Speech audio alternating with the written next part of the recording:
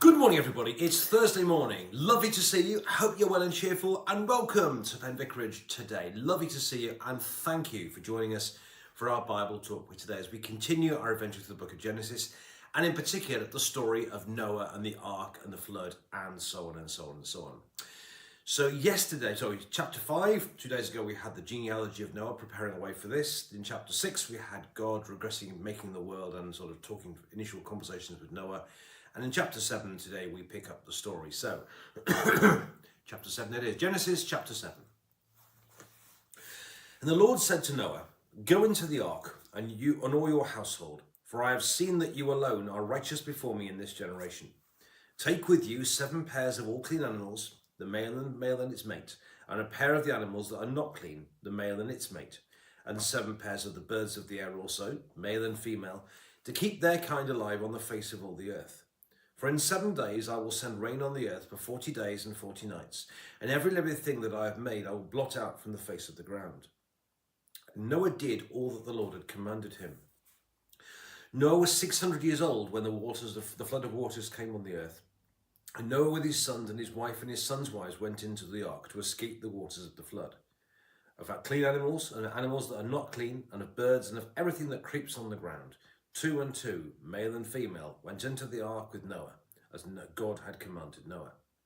And after 7 days, the waters of the flood came on the earth. In the 600th year of Noah's life, in the second month, on the 17th day of the month, on that day, all of the fountains of the great deep burst forth, and the windows of the heavens were opened. The rain fell on the earth 40 days and 40 nights. The very same day, Noah with his sons, Shem and Ham and Japheth, and Noah's wife, and the 3 wives of his sons entered the ark.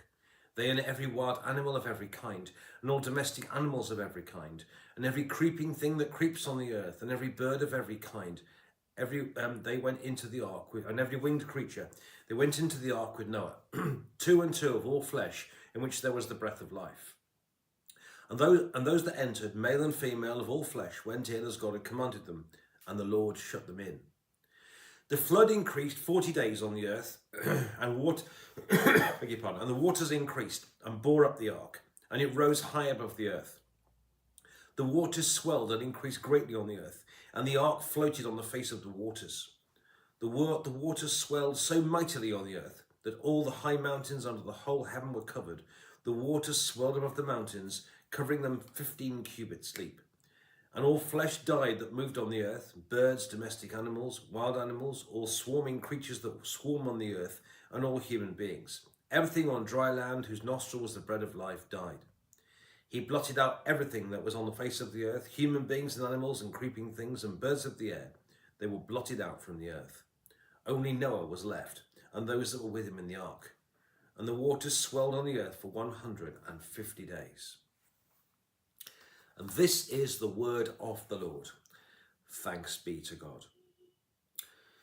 Okay, it's quite a story, isn't it? It's a Sunday school favourite, and it's a good story, isn't it? And it's very exciting. It's very good. But it's interesting actually, just reflect now because it's a story we all know so well. It's quite difficult to say something new about it. I suppose what I want to say is, I think in some ways, I would like to put a slightly different slant on what God was actually doing here. We tend to just think that God sort of blotted it out with the water, and that's what we tend to flood. And I suppose for the people around that told the story, that's what they would have been almost in their mind. But essentially, I think another thing of it with this, in chapter 6, it says, the world had become a total, awful, sinful mess. There was all sorts of, sin, there was hedonism, there was violence, the whole thing was a total mess. And it says in this painful words in chapter 6 that God regretted making the earth. Now, essentially, what happens in chapter 7, the flood, if you think about it, is that God reversed what he'd done in chapter 1. In Genesis chapter 1, the world was there, and it was a chaotic mess, and God created it. In a sense, God created order where there had been chaos. So he separated the land from the sea, the sky from the ground, and so on and so on and so on, as well as making all these creatures.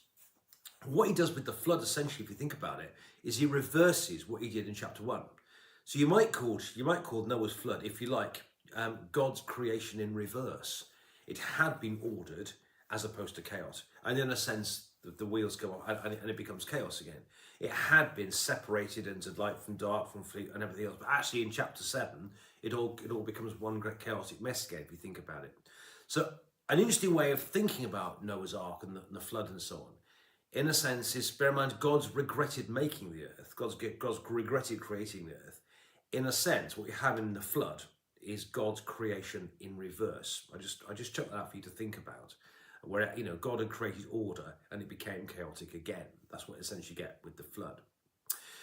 But there's 2 or 3 things I want to just point out further to that as well. Firstly is God's kind of amazing mercy, really. I mean, you get the impression God's really hurt and he kind of wanted to walk the whole thing away. But Noah quite clearly has been a righteous man. Noah has obeyed God. Noah has listened to God. And God almost couldn't wipe everybody away because Noah was there too. And so despite God's incredible hurt as to the state of the earth, and despite that God may have wanted to throw the earth away as a bad idea after all, God has to have mercy on Noah because God honours that. And it says elsewhere in the Bible that he who honours I will honour, says God. And actually, if we stay close to God, then God will honour that. So see here, even at a time when God's very hurt and God's very angry, God still has mercy on Noah. So see here, which is not a sign which is not often seen actually, God's mercy to Noah here and his family. Secondly, Noah's part in it. God's good to Noah, actually, and God blesses Noah. But actually, Noah's response here is to obey God. Noah has, and the book of Hebrews and so on puts it later, that Noah has faith. But Noah demonstrates his faith in God by believing in what God says.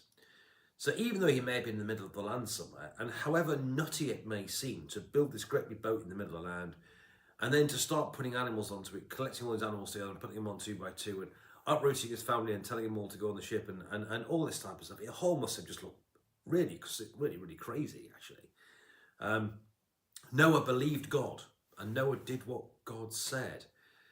And I suppose in a sense that there's kind of quite a big message to us too, that we need to obey God. I mean, to have faith doesn't simply mean that we believe that there's a God, like believing there's pyramids in Egypt or something. Believing in God means trusting in God and doing what God says. And sometimes that may seem countercultural. Sometimes it may seem a bit crazy. And sometimes we say, as God says, as the heavens are high above the earth, so my ways higher than your ways and my thoughts than your thoughts, says the Lord.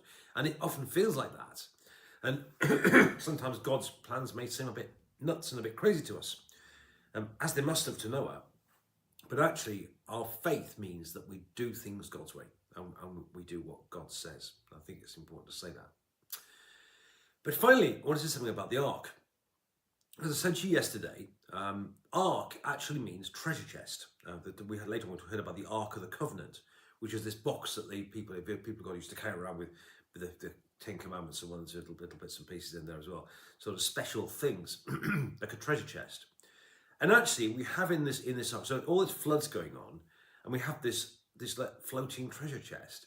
And imagine God kind of looking down and seeing all this floods, all this chaos again. But inside this boat, God's like protecting it, and it bobs around a bit. It's safe on the waters because it's a boat and it's fine. And I love the idea. It says that God kind of closed the door behind them. It's like you get your somebody might get their jewels out or something. They've got a box. They kind of carefully put the lid down again. And it's quite like God sort of there's a sort of care here. God sees them all onto the ark, and he sort of closes the door behind them. Kind of a bit like that. And I love that kind of picture here. So you have this great treasure chest, and it's interesting, isn't it? Actually, because on that treasure chest you have inside you have the treasure, and actually Noah's obedience actually meant not only was he saved, but his family was saved, and humankind was saved, and animal kind was saved as well. And him getting on the boat, which must have seemed like probably quite a small thing at the time, he wasn't to know it was going to have global consequences. And sometimes our obedience of God, we can feel as though what we're doing is very small and insignificant, but actually sometimes our obedience actually can have has effect on other people. Good things that we do have give a blessing to others. As a church, when we follow God, when we do things God's way, we will be even more a blessing to the community. And Noah's obedience by getting his family onto this little floating treasure chest actually meant salvation for them as well. And us doing things right way brings blessings to our family. It will bring blessings to our friends, a blessing to our community here. So God had mercy on Noah. Noah responded by obeying God, by having faith in God, by obeying God. But actually, on this little floating treasure chest, you have not only Noah, but his family and his friends as well. And in a sense, when they came out later, it meant that humankind could continue on the earth. So lots to think about this morning. Think about what he did in the flood here is God's reversal, if you like, of his creation in chapter 1. Think also about God's mercy to Noah, even at a time when God was hurt.